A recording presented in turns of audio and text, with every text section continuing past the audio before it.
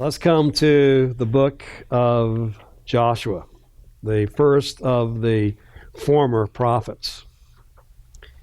And as we come to Joshua, it's interesting, even the Hebrew tradition titles this book by the main human character and not by the first phrase as we've seen in the Torah. So this is not after the death of Moses. The title given to it is Joshua, the main character. And of course, it's interesting that this term means the Lord is salvation. Transliterated into the Greek, or translated into the Greek, what does the Lord of salvation in Greek comes out as Hiesus, or the same word that is used for Jesus, the Lord of salvation, when we get to the New Testament. And right there, dropping down to the history of interpretation, you can imagine with this book being titled in the Septuagint basically Jesus, the Lord is salvation, with the same name that the gospel writers gave to the human name, Greek, for Jesus, the Lord is salvation.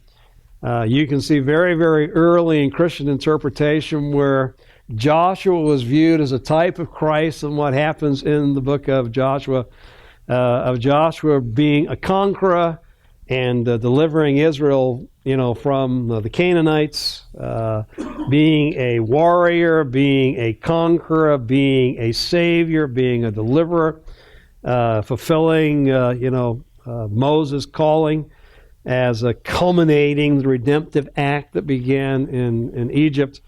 You can see how within the Christian tradition there was almost a sense in which this book was not studied for its historical or canonical role in the Old Testament, but very, very quickly Christian preaching, Christian studies started to look at this book as a type of what God has done for the church in Jesus. And that tradition certainly continues in contemporary evangelical preaching. You can still go to bookstores and find books that look at Joshua from almost a merely typological standpoint. And so that is an early channel within the history of the interpretation of this book.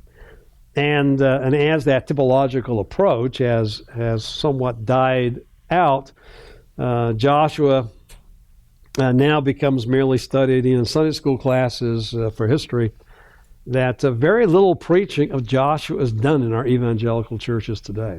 It's kind of like we set aside Jesus as the type and Joshua's gone. No one preaches from it anymore. So we're going to have to talk a little bit at the end. If you're not going to be strictly typological, how are you going to preach Joshua? Well, let's discuss Joshua, and then we'll talk about how that might come to pass. So right away, we see a transition, even in the Hebrew tradition, as they name the books. Obviously, this book is named after its main human character. Same thing was going to be true with Judges. And of course, Samuel is the first of the major characters, and then Kings, because the book of Kings is going to be the kings of Israel and Judah. So these become the title in the Hebrew just as we have them in the English. Interestingly, it's going to be the Septuagint and the Vulgate that are going to change when we get to Samuel and Kings, but we'll wait till we get there. Now, what about the date of events? Well, again, the narrative is slowed down. This is 24 chapters, basically about one generation. And the events are from the death of Moses, which took place in 1406 BC, to the death of the elders associated with Joshua. So Joshua's death, as far as the Old Testament is concerned, both in Joshua and Judges, is not in and of itself the termination of the second generation of Israel. The termination of the second generation of Israel is going to be the elders who served with Joshua. It is when they died. Joshua 24:31. And it's going to be reiterated in Judges chapter 2. Said, Israel served the Lord all the days of Joshua and all the days of the elders who survived Joshua.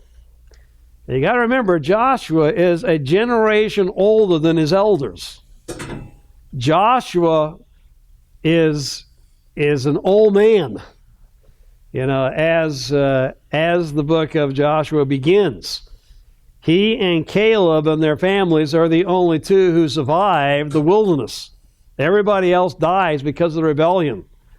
And we can take a look at Caleb talking about how many years ago that the land had been promised to him, by the Lord, and that he himself was in his 80s. Now, I've got to realize that that Joshua and Caleb are therefore significantly older than those who have been born in the wilderness, that the elders who survived him, the leaders were basically between 40 to 60 years of age. They're the ones who have come to maturity in the wilderness. And Joshua is a generation beyond them. So the second generation, Joshua really is not, he's a first generation leftover. Can I put it that way? Who leads the second generation. And so it's not just Joshua, but the elders who served with him, who survived, who prolonged their days after the death of Joshua, that had known the deeds the Lord had done for Israel, particularly those deeds related to what had taken place in the wilderness.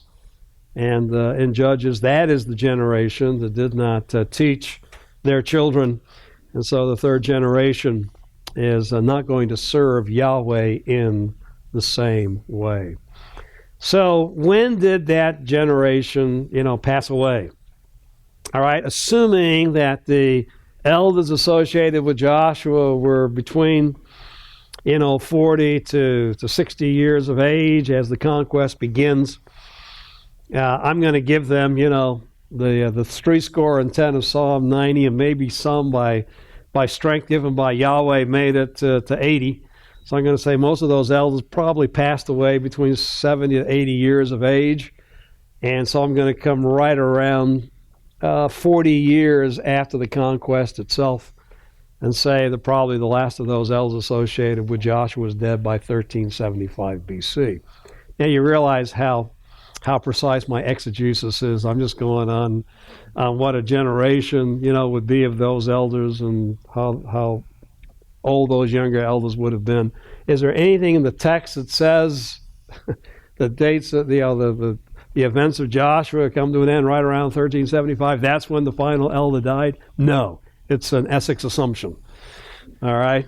So, and you're going to see the dating of the events of Joshua going through the death of the elders. You're going to see anywhere from 1390 to about 1360 in different books.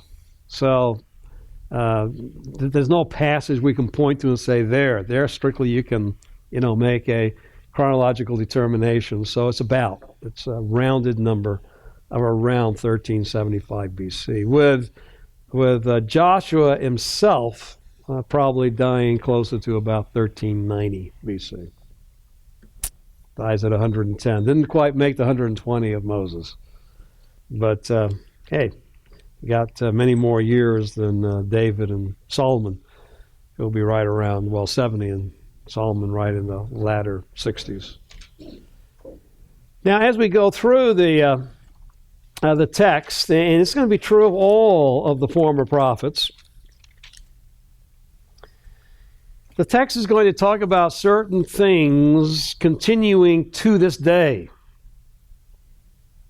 One of the significant ones in Joshua is Joshua 15:63, talking about the Jebusite inhabitants of Jerusalem. The sons of Judah could not drive them out. Now, significantly, when we get to Judges chapter 1, the second generation is going to win a victory over the king of Jerusalem, but Beyond that, we see that the Judahites do not follow up. They don't drive the inhabitants out of the city. The king might be dead, but the inhabitants remain. And so the Jebusites live with the sons of Judah at Jerusalem until this day. Now, most would use this as possibly giving us some idea of the date of authorship, that is sometime between the death of Joshua and David's actually taking of the city. But it might also be reflective of the material that the author is using. That it could be that he is later than the actual capture of Jerusalem, because when we get to Kings, we're going to find out that certain things, continue to this day that are beyond the actual, collapse of Jerusalem. And so seeing this as a catchphrase in all four of these books, we can't say that necessarily that phrase to this day gives us some indication of when these books might have been written. They might have been written later, but using material that the Holy Spirit has made available to them. But what it does remind us of is the fact that the material in this book used by these authors, under the direction of the Holy Spirit, probably goes back to eyewitness testimony. That he is getting material from the actual participants in the events themselves. Now, how he uses it and shapes it, that is under the direction of the Holy Spirit. But this little reminder that okay, maybe even the documents that are being used, speak about realities that continued and were part of those documents, and the author continues to use it. But be aware of it and take a look as you go through the former prophets of the different things that are spoken still to be taking place to the very day when at least the record of the events within the narrative have transpired. As far as the history of interpretation, you might want to read in this exact order. Dictionary of the Theological Interpretation of the Bible, McConville gives a very good one-page summary of the history of interpretation going back to first Judaism and then Christianity and the Christian tradition. And then he comes into some of the critical discussion, Hexateuch, Tetroteuch, and the new literary approach. And then you get to Butler, and Butler goes much more in detail, and of course goes much more in detail in the more contemporary critical discussion, particularly the historical critical versus the new literary approach to Joshua. And then Hess also, you want to read after that, because he concentrates upon more of the contemporary discussion as far as the history of interpretation. And I'll check and add to the notes as the ancient commentary on Christian scripture, and see if the Reformation volume is out as well. And so as you can have these notes at the end of the course, I'll add those volumes. And of course, ultimately, if you're watching by computer, I'll add those as they become available for your continuing reading on what those who've gone before have said about Joshua. All right, with that as a backdrop, let's come to the themes of the book, and I'll go through these fairly quickly because, once again, this is not where the discussion really is that is that controversial. Anyone who reads the book of Joshua, you see these basic themes. And the first basic theme of the book you can't get away from it, is the land.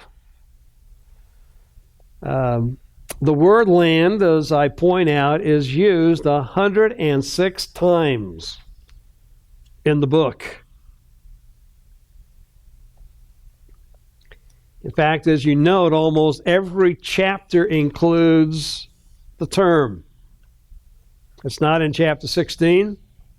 It's not in chapter 20 or 22, 23. But certainly, even if the term is not there, as you read, you realize the context of every chapter of this book is dealing with the land. It's dealing with something about the conquest, about the apportionment at the end, what it means for Israel to possess and have that land. And I also, at this point, I think it is important to note that there's really not a great deal of debates. In fact, it is this observation that becomes in many ways the crucial interpretive discussion point of the book, and that is because the text speaks about the land in two significantly different ways. It talks first about the fact that the land is conquered. In fact, it speaks in three summary statements as though all of the land had been conquered. And so you come to chapter 11. Chapter 11, verse 16. Thus Joshua took all the land, the hill country, the Negev, the land of Goshen, the lowland, Arabah, the hill country of Israel, and its lowland, from Mount Halak all the way to the foot of Mount Hermon. He captured all their kings, struck them down, and put them to death. Again in 11:23, so Joshua took the whole land, according to all the Lord had spoken to Moses. And Joshua gave it for an inheritance to Israel, according to their division by their tribes. Thus the land had rest from war. And again at the end of the distribution in chapter 21, verses 43 to 45. So the Lord gave Israel all the land which he had sworn to give to their fathers. They possessed it and lived in it. And the Lord gave them rest on every side, according to all that he had sworn to the fathers. And no one of all their enemies stood before them. The Lord gave all their enemies into their hands. Not one of the good promises which the Lord had made to the house of Israel failed. All came to pass. The land is conquered. All of it. The kings have been defeated, put to death. There's rest on every side. God has fulfilled the promises that he gave to the fathers. He has in some way brought a fulfillment of the promise that was made to Abraham. Now, even before the northern conquest, you even have a statement leading up to what's in chapter 11 and chapter 10, verse 40, speaking again about how God gave Israel the land. Now, as far as the conquest of the land is concerned, it is a very abbreviated narrative. All right, this is a chart which comes from Walton's chart book, Chronological and Background Charts of the Old Testament. And he speaks about the three movements that are seen through four key battles that are recorded in the book of Joshua. The first two deal with what he calls securing the central corridor. First, in chapter 6, the Battle of Jericho and the conquest of Jericho, and then the taking of Ai in chapter 8. All right, now on page 311, New American Standard, MacArthur Study Bible, you have a map, and the dotted line is the central campaign. They cross over the Jordan, and they're at Gilgal, about 5 miles to the northeast of Jericho. It is from there that they circle the city for the 7 days. God gives it into their hand. They destroy it. And by having Jericho, then they're available to be able to move into the highlands, which is what they do by taking Ai. And there is a debate on exactly where Ai is. You can read about that in Merrill.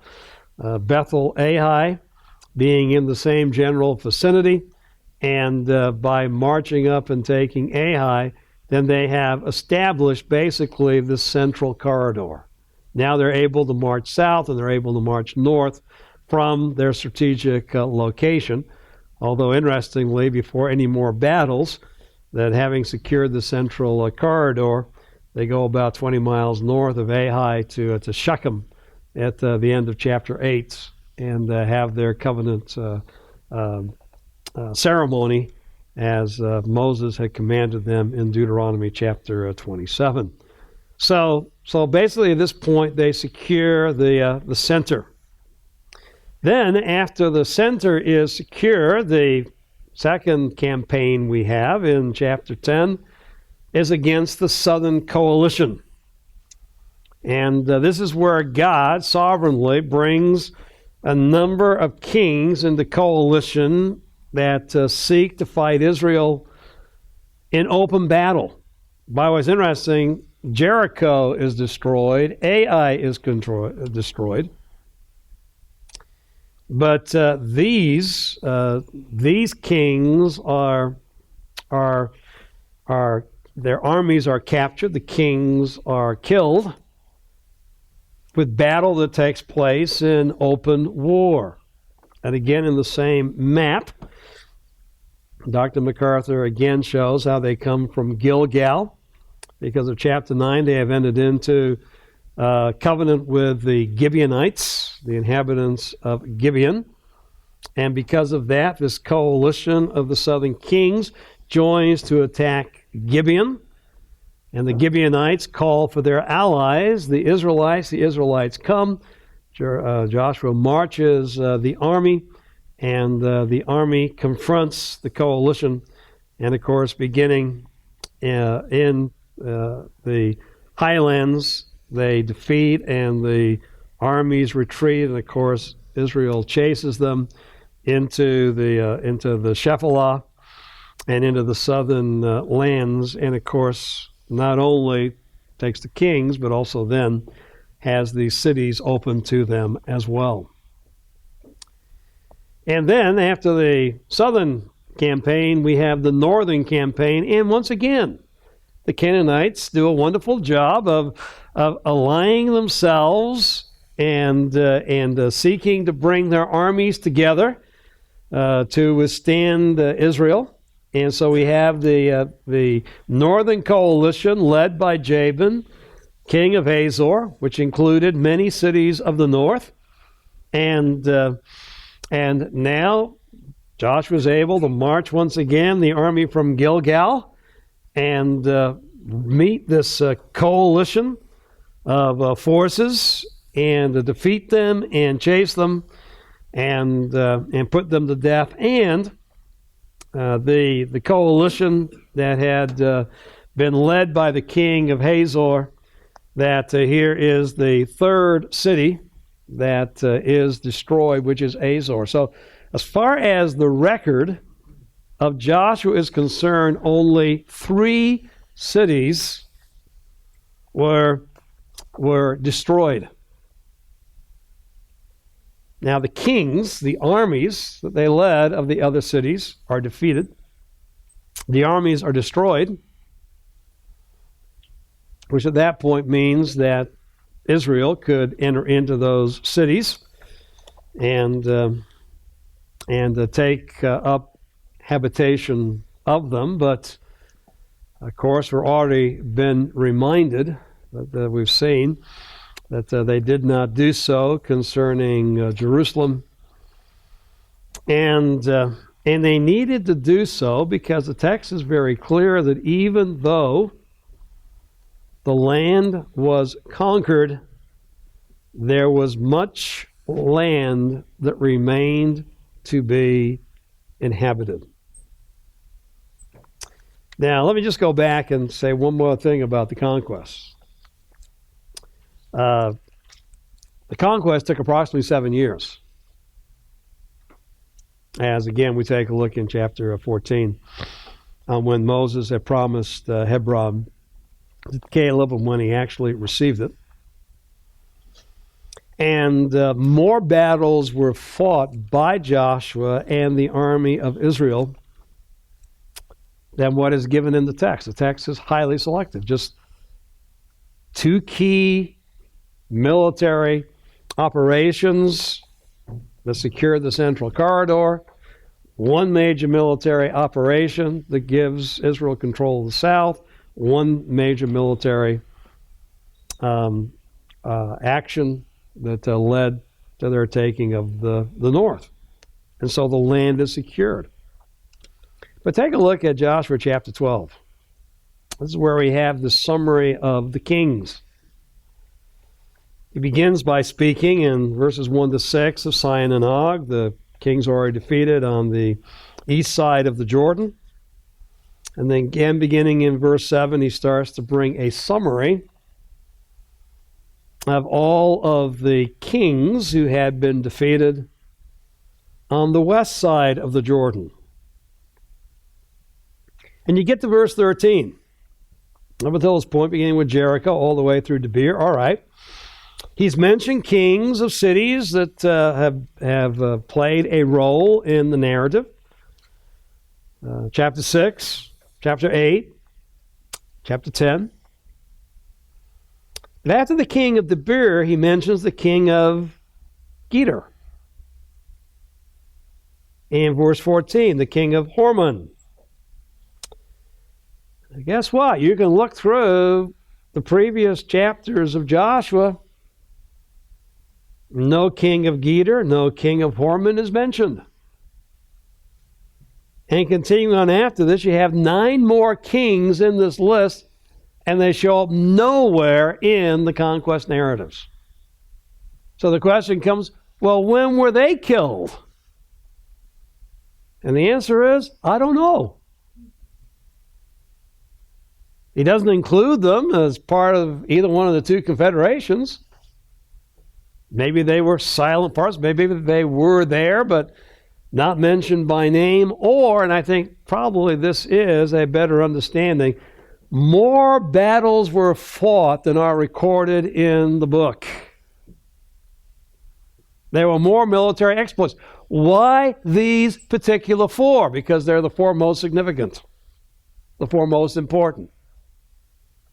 And as we saw from the map, if you understand the importance of these 4 campaigns, that by these victories, basically the rest of the land was open to them. But even before we get to chapter 13, we need to realize that there were more skirmishes, more battles, and this even makes what we're going to look at next, as far as Israel is concerned, and with their failure to conquer, point 3, even more sinful, because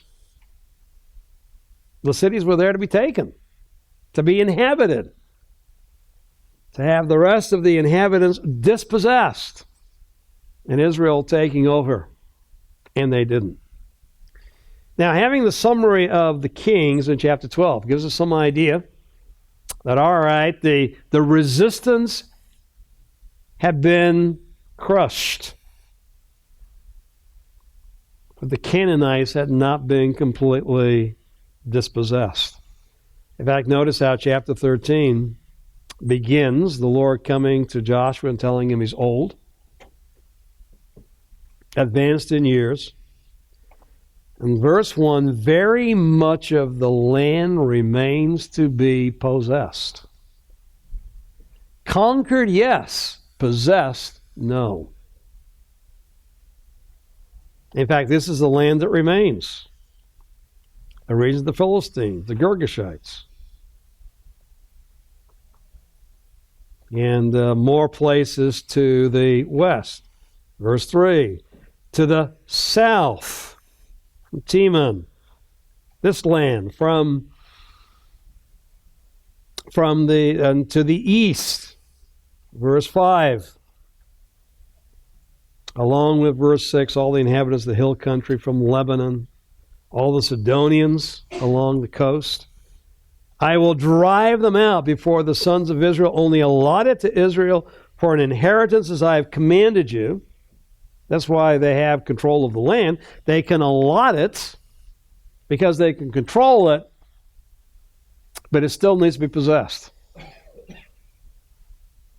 And therefore apportion this land for inheritance to the 9 tribes and the half-tribe of Manasseh.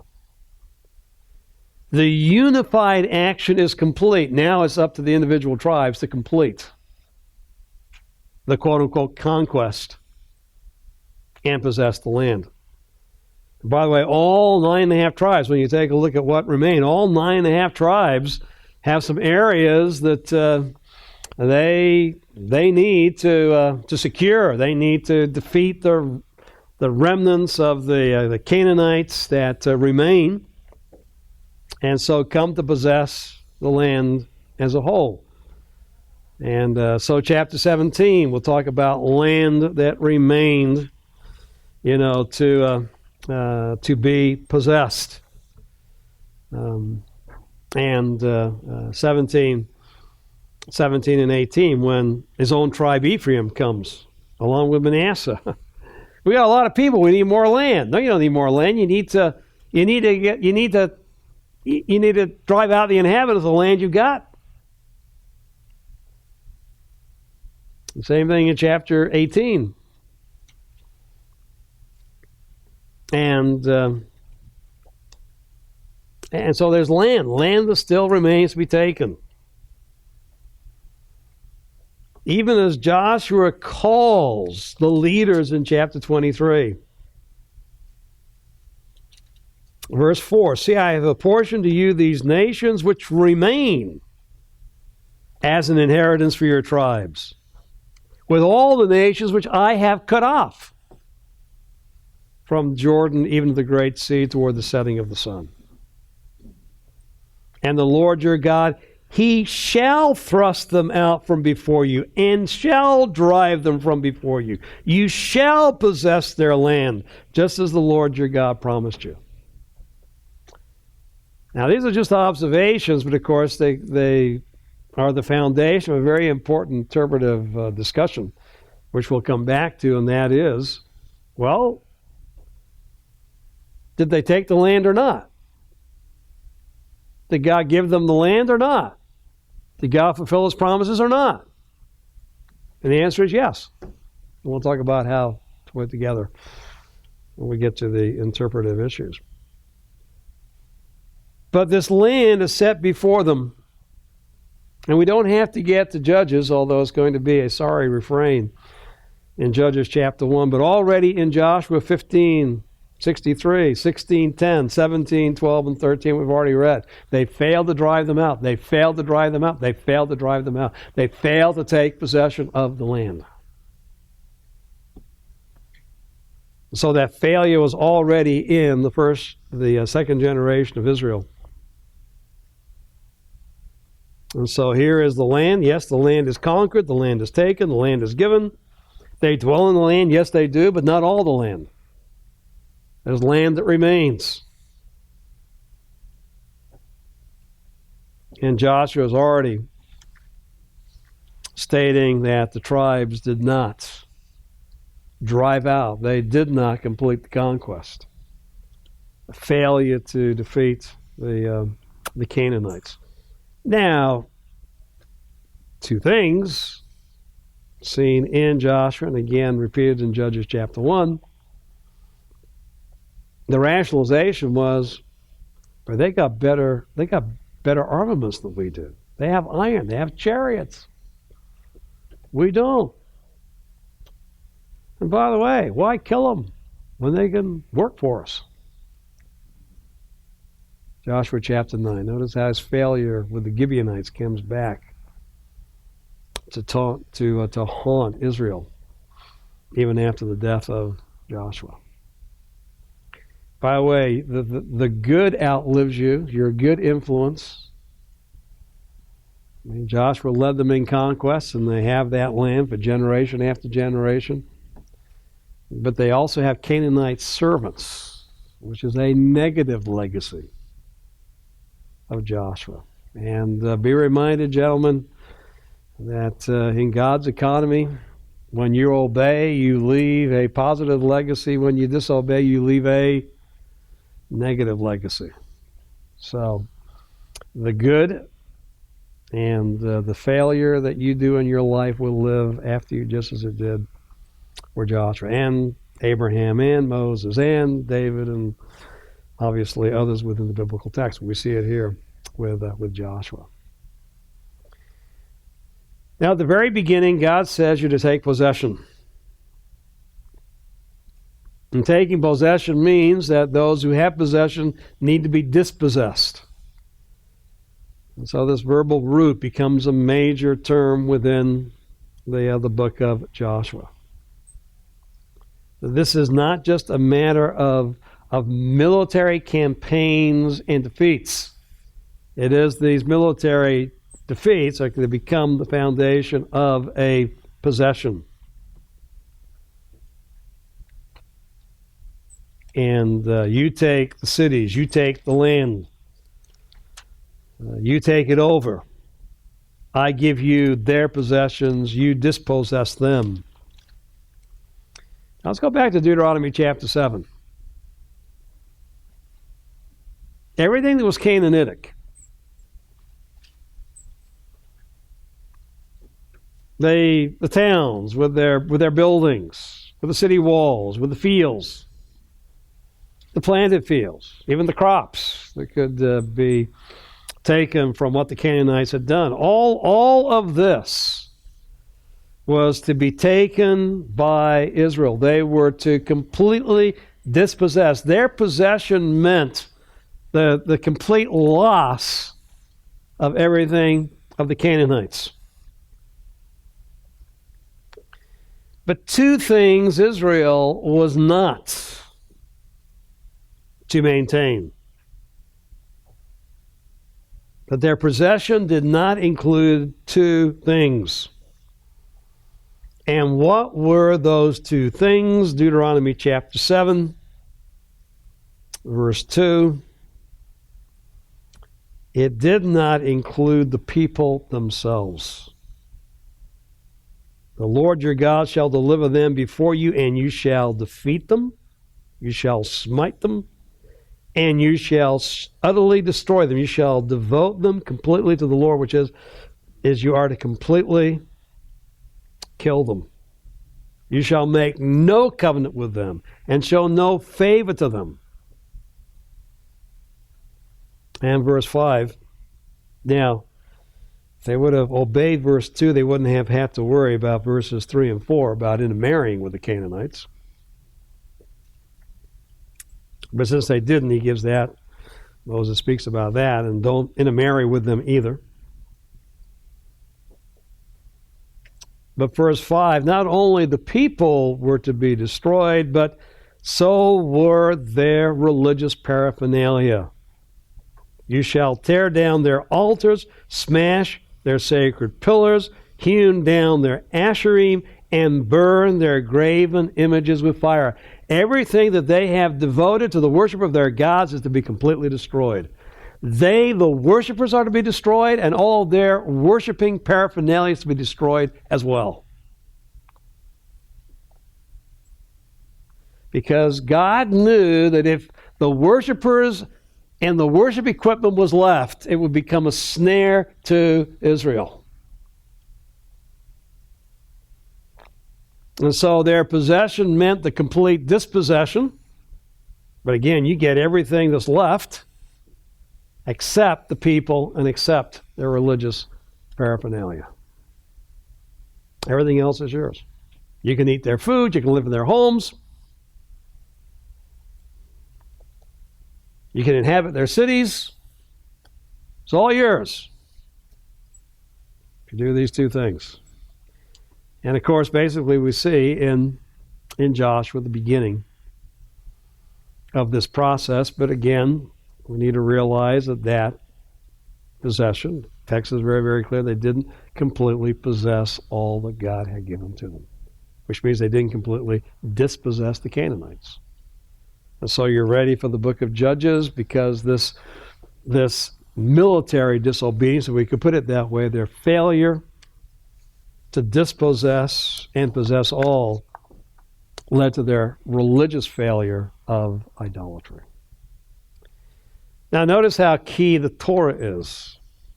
We've already looked at Joshua 1. It was to guide Joshua. It was to guide the people, chapter 8. It was to be the continuing guide that instructed the people, the leaders, chapter 23, and the leaders and the people in chapter 24. And again, this is a reminder of what we saw, particularly in Moses' exhortation in Deuteronomy, chapters 12 to 25. If they would take this to heart and follow his instruction, if they would follow the statutes, if they would follow the ordinances, the judgments that God gave, and follow them completely, then God would grant them long life and success in the land. The vital importance of the law, and the vital importance, therefore, of obedience to that instruction, because the way they obeyed Yahweh was obeying the instruction he gave in the law, as opposed to disobedience. And again, Joshua is a blend of both, although the strong point is the obedience. Beginning in chapter 1, verse 17, just as we obeyed Moses in all things, so we will obey you. Have you read the same Torah I've read? Well, when we get to the second generation, Numbers 26 to 36, remember that what God said, they obeyed, they obeyed, they obeyed. Outwardly, there has been a greater obedience on the part of the second generation than obviously their fathers in the first generation who died in the wilderness. And so this is the second generation saying, just as we obeyed Moses in all things, so will obey you. All right, so there is on the part of Israel a profession that they will obey the Lord. They will obey Joshua as Joshua follows the Lord. And they implore, they encourage Joshua to have that kind of obedience. And they will follow. And they do. And they follow him through the Jordan. They allow their whole army to be incapacitated in chapter 5. They follow Joshua in the strategy Yahweh gives to him in chapter 6 to take Jericho. Now, I don't know, as they were marching around Jericho, does this seem like a very good military strategy to you? Shut up, this is what Joshua said. Just keep walking, walking, walking. 7 times in the 7th day, blow the trumpet, walls come down. Pretty successful military maneuver. But then Achan sinned. And God says in chapter 17, all Israel sinned. That's disobedience. Chapter 9, even here, the text talks about the fact, 9:14. So the men of Israel took some of their provisions and did not ask for the counsel of the Lord. Chapter 6, 7 was overt disobedience. They did what they were commanded not to do. Here they do what they should not have done because they failed to inquire of Yahweh. hey, we can handle this ourselves. These guys look like they've been on a long journey. They fell for the deceit because they did not inquire of the Lord. And then we've seen the calamity, 15, 16, 17. They did not obey. They did not follow through. Chapter 22, the folly of the construction of the altar by the 2.5 tribes. Joshua was speaking about the fact that if you don't obey, then God is not going to fulfill His promise to give you the whole land. Chapter 24, and we've already spoken of that, but let's take a look at the verse. This is where not just the leaders, chapter 23, but now all the people are gathered. He gathered all the tribes along with their leaders, and they presented themselves before the Lord. And here is where Joshua calls the people to put away their gods. 24:14. Put away the gods which your fathers served beyond the river and in Egypt, and serve the Lord. By the way, implied is this: they have brought the gods, the teraphim of Rachel, Genesis, the idols they took with them into Egypt and brought out of Egypt. They haven't destroyed them, they have just hid them. So, put them away. Get rid of them. Serve the Lord. Verse 16, far be it from us that we should forsake the Lord to serve other gods. The Lord brought us out of Egypt, verse 17. The Lord drove out before us the peoples, verse 18. Therefore, at the end of verse 18, we also will serve the Lord, for He is God. Then Joshua said to the people, you will not be able to serve the Lord. For He's a holy God. He is a jealous God. He will not forgive your transgressions or your sins. If you forsake the Lord and serve foreign gods, then He will turn and do harm and consume you after He has done good to you. And the people said, after Joshua said, you will not, they said, no, we will serve the Lord.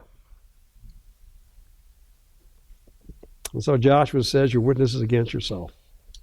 Now, therefore, again, verse 23, put away the foreign gods which are in your midst, and incline your hearts to the Lord, the God of Israel. And the people said, we will serve the Lord our God, and we will obey His voice. And there was an entering the covenant. Now, this is a covenant that we will follow through what we have said.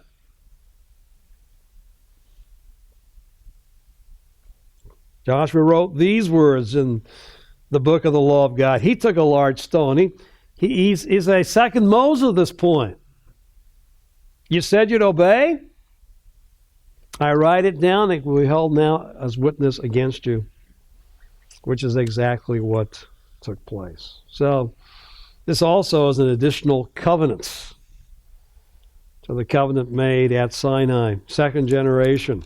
It's interesting. They didn't respond to the covenant made on the plains of Moab, so there's a covenant made here at Shechem, and they will fail to obey. And yet they enter in that covenant even when Joshua says, you won't, you can't.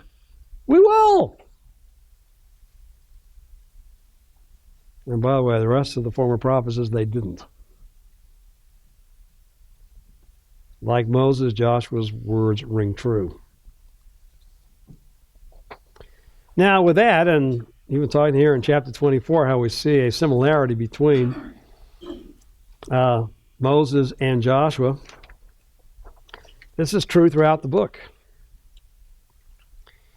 That the author has, once again, so given his narrative that you can't read the narrative without remembering Moses.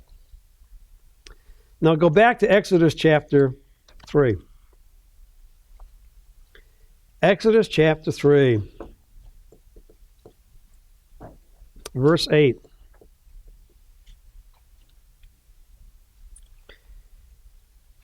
When the Lord commissions Moses, notice what he says.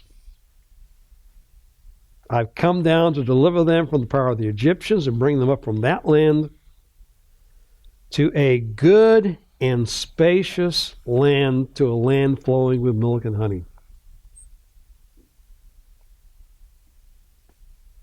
Therefore I'll send you to Pharaoh, that you may bring my people, the sons of Israel, out of Egypt. But out of Egypt, ultimately, to go where?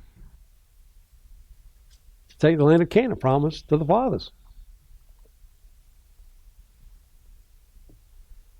Moses doesn't take the people in Deuteronomy 3, Deuteronomy 31. Why? Because of his disobedience.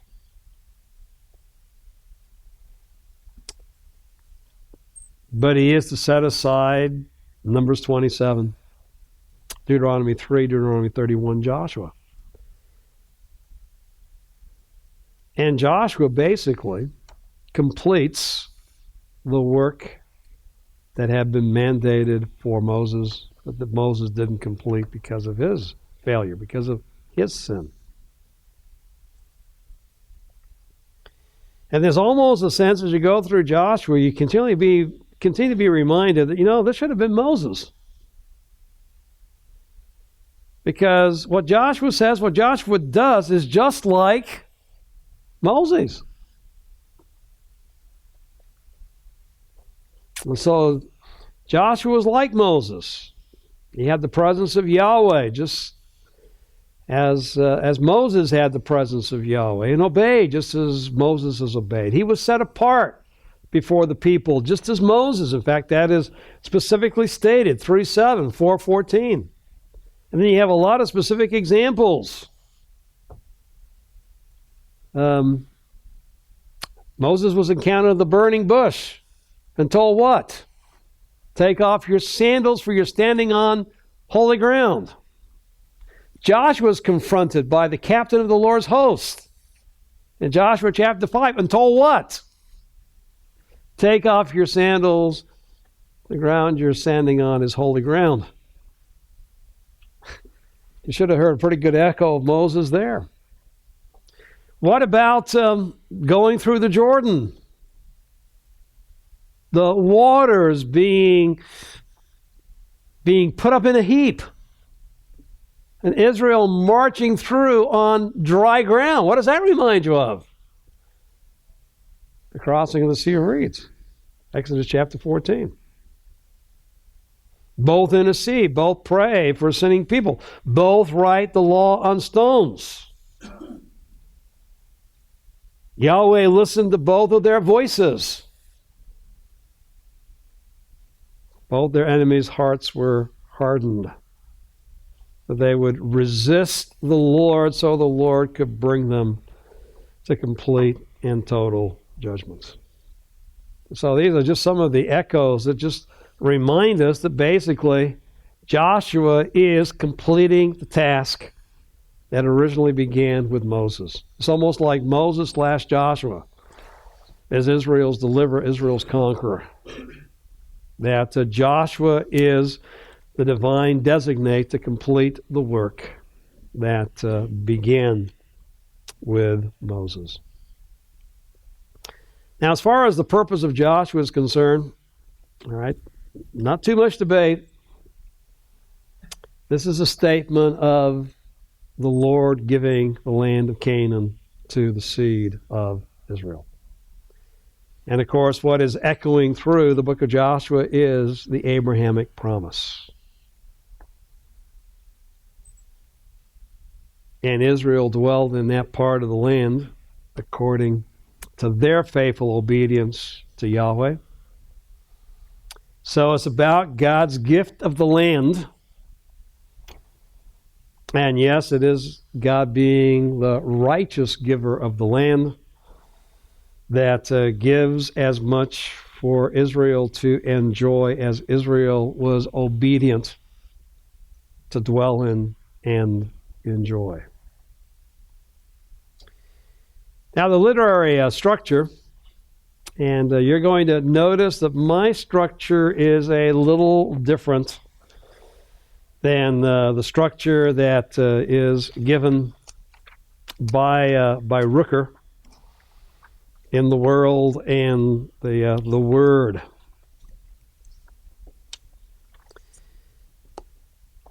I see the narrative as basically being twofold. That in chapters 1 through 12, we see the taking of the land. 11:18, Joshua waged war a long time with all these kings. And God hardened their hearts that he might destroy them. And verse 23 we've already read. So Joshua took the whole land.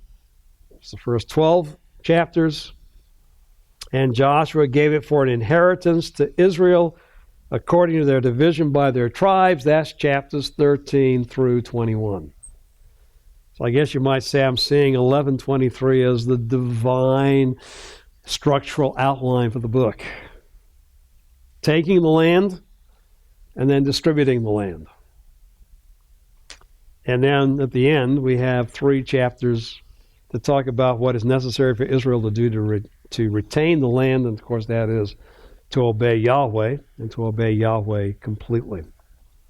Now, this is, if I can put it this way, the more traditional outline.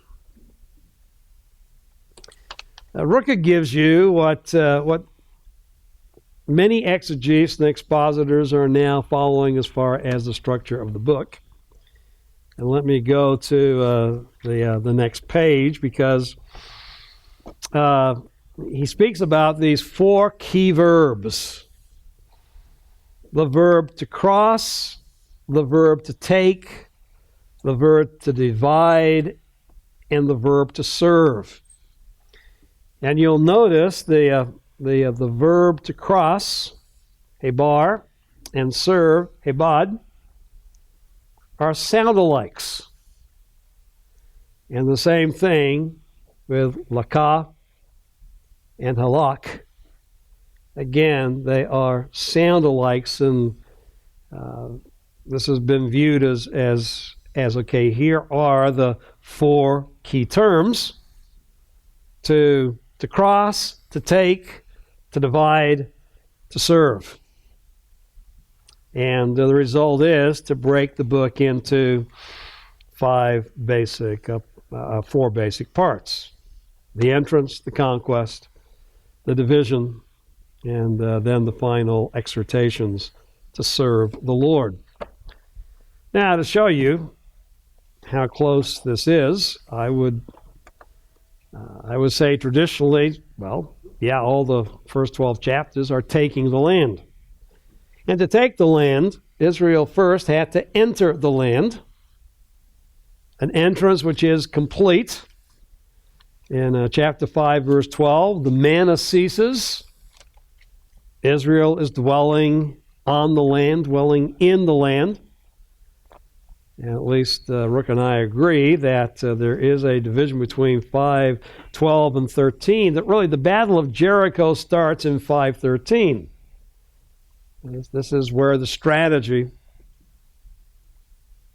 was given by Yahweh as Joshua submits himself to his command. And so 5:13 all the way through chapter 12 is the conquest of the land. And again, Jericho, Ai, and Azor, the 3 major cities that are destroyed. And it's interesting, the coalition, but no statement about Jerusalem's destruction. But the leader of the Southern Confederacy was the king of Jerusalem. So here are your 4 major cities: Jericho, Ai, Jerusalem, and Azor, 3 of which are raised by the Israelites. 1 that's allowed to remain standing.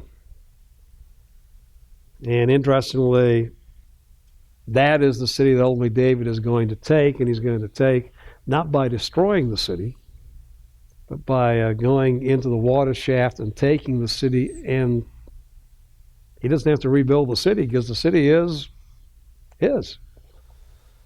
So there's no destruction of Jerusalem ever stated as far as the Old Testament is concerned. The king is defeated, the king is killed, but the city is not destroyed. And maybe that's the reason why the Jebusites are still there until David can take it over, because God had determined that this was the city that was to be that central location where his name was to dwell. It's interesting that that when you see in the middle section of the book, the middle division of the book, the land being apportioned, the land being distributed to the tribes, there's an introduction that there's remaining land that Israel needs to possess and dwell, and yet a reminder that God had given rest and God had given the land, even though the apportionment means that now Israel is to march in and finally dwell in what God had given to them. So there's a introduction and conclusion to the distribution of the land in chapters 13 to 21. And then in retaining the land, 3 challenges concerning the land, concluding with 3 burials in the land. By the way, the burial of Joshua, the burial of Eleazar, but in between, the burial of the bones of Joseph that Israel brought with them from Egypt. Remember Genesis 50? When you leave, take my bones. They took the bones and they buried them in the land, just as Joseph had requested.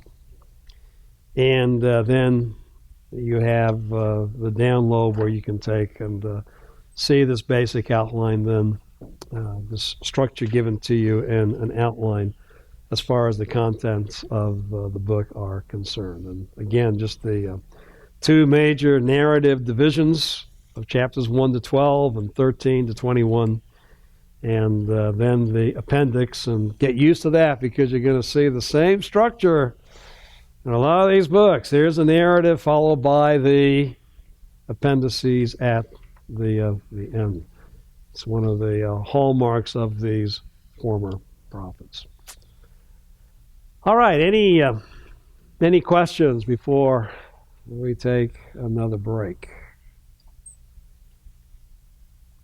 Am I incorrect? Probably am, but was there not an allowance for them to make a treaty? Hadn't Moses said something about them making a treaty with a distant country? Yes. Oh, yes. That's in the Deuteronomy chapter 20. Okay. And so their responsibility was to make sure they really were people from a far country. Right. In other words, that they're non-Canaanites. They're people that are not under the ban. Yeah. So chapter 20 is very, very clear. Even if even if a Canaanite city surrenders, you're still to demolish it. I mean, not demolish the city, demolish them. They surrender, you're still to put them and their religious paraphernalia under the ban. City is yours, the crops are yours. In fact, don't be destructive. If they're willing to, if they're willing basically to give up, accept their surrender, and take their towns and take their fields. That's God's gift to you. But if they're not Canaanites, then yes, if they sue for peace, then you can enter into a covenant with them. Now, obviously, implicit within those directives in Deuteronomy chapter 20 is, and you'd better make sure they're not Canaanites. Now, what is very, very interesting is the Gibeonites know Deuteronomy 20. They know in some way that Israel is able to make alliances with non-Canaanite peoples. Now, the text gives us no insight into how the Gibeonites knew that. Why the ruse? Why to make like they've made a long journey? Why the tattered clothes and the dust all over their body. They want to make it look like they've come from a long ways. So Deuteronomy 20, you're not Canaanites. We can enter. You're suing us for peace? Sure. We'll enter into a covenant with you. And so what was incumbent upon Joshua and Israel was to make sure this was really a non-Canaanite people. And they didn't inquire of the Lord. They didn't ask counsel. Let's put it this way. The Gibeonites were the first Hollywood actors. Pretty good ones. Oh, we look close to Hollywood. That's why I brought that up. I mean, they act and they, well, like a lot of you've been taken in. You snookered by Hollywood. Well, they were snookered by the Gibeonites. And then when it becomes known, all right, the covenant has already been made, and Israel has to be a covenant-keeping people. I mean, that's what the Lord calls them to, that they are to be loyal to the covenant that He has made with them. And so they can't show covenant disloyalty because they're to show loyalty to covenants.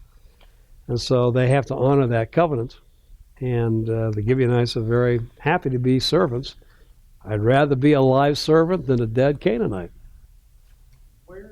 I guess the thing you just said about they are bound to be covenant-keeping people, but even in this instance? Even in this instance? Right. Yes. Okay. Later on, the prophets, are going to bring this up, about other areas too.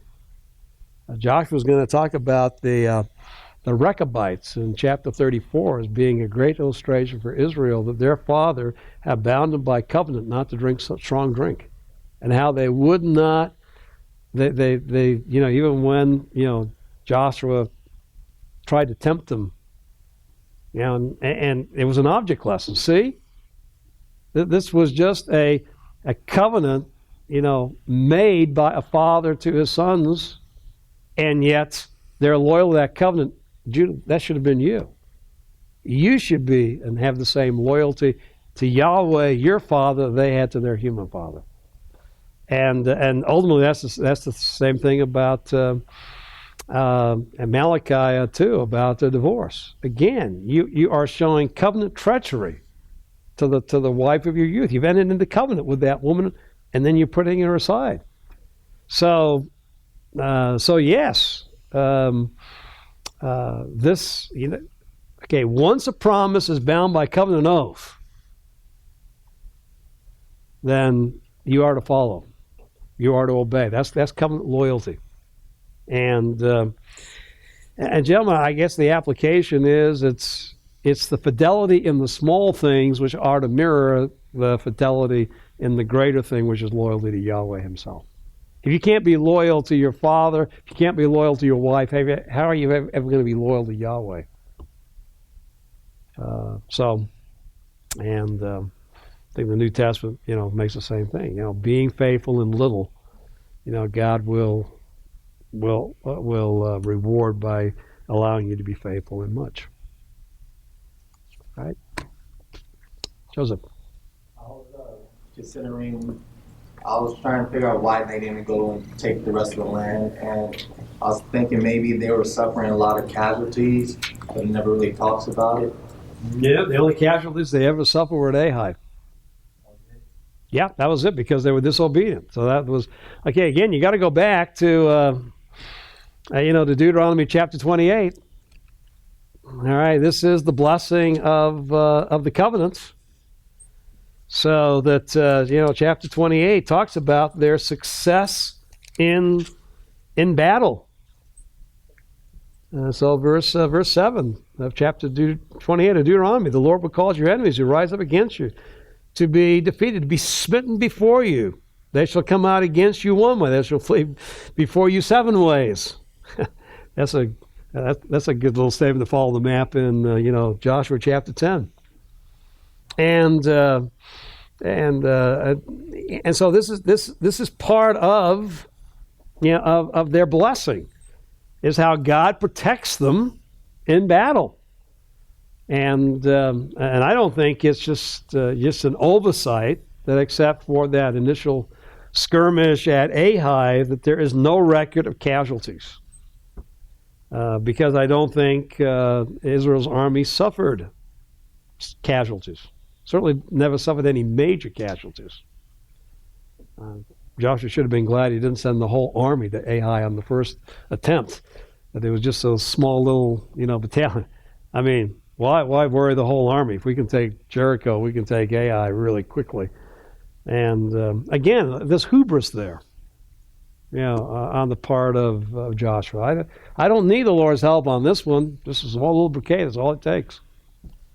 Well, the sin in the camp. You need Yahweh's direction. You need Yahweh to take over. Same thing as chapter 9. You got to get counsel from the Lord. He's got to be in control. He's got to take over.